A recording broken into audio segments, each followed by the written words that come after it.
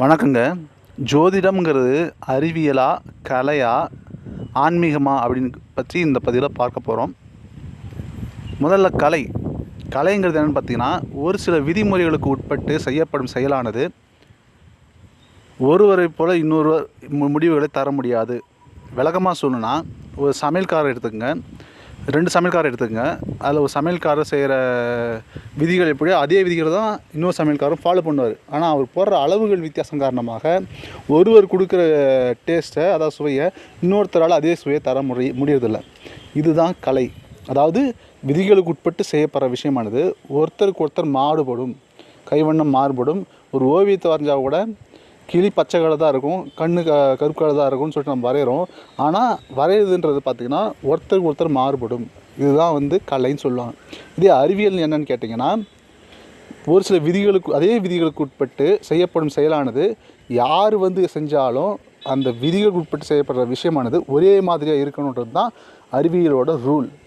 அது மட்டும் கிடையாது, அவங்க என்ன செஞ்சாலும் அது கண்ணுக்கு தெரியணும், இல்லை தெரியாத பொருளாக இருந்தால் மேத்தமேட்டிக்கல் வேர்ஷனில் கொண்டு நிரூபிக்கப்படணுன்றது அறிவியலோட ரூல். சரி, இப்போ ஆன்மீகத்துக்கு வருவோம். ஆன்மீகன்றது என்ன பார்த்திங்கன்னா, ஒருத்தர் செய்யக்கூடிய விஷயமானது அதே விதிகளுக்கு உட்பட்டு எல்லோரும் ஒன்று தான் ஆராயிறாங்க, ஒரே விஷயத்தை பற்றி தான் செய்கிறாங்க. அது என்னன்னு கேட்டால் கடவுளை பற்றி செய்கிறாங்க.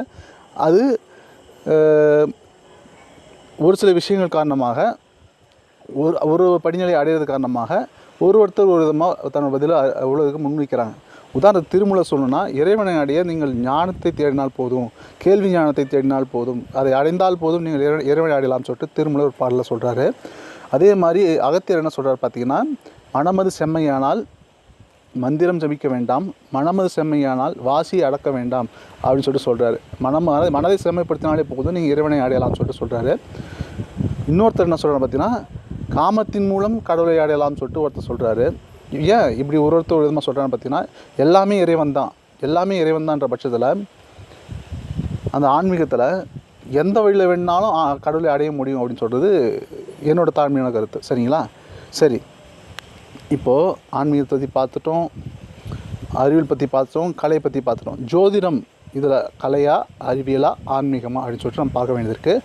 அது என்னென்னு கேட்டிங்கன்னா, ஜோதிடம்ன்றது ஜோதி உள்ள இடம் சொல்லிட்டு அறிவியல் ஜோதிடர்கள் சொல்லுவாங்க. என்னோடய கருத்து என்னென்னு கேட்டிங்கன்னா, ஜோதி உள்ள இடத்தை பற்றி ஆராய்வது தான் ஜோதிடவியல் அப்படின்னு சொல்லிட்டு நான் கருதுகிறேன்.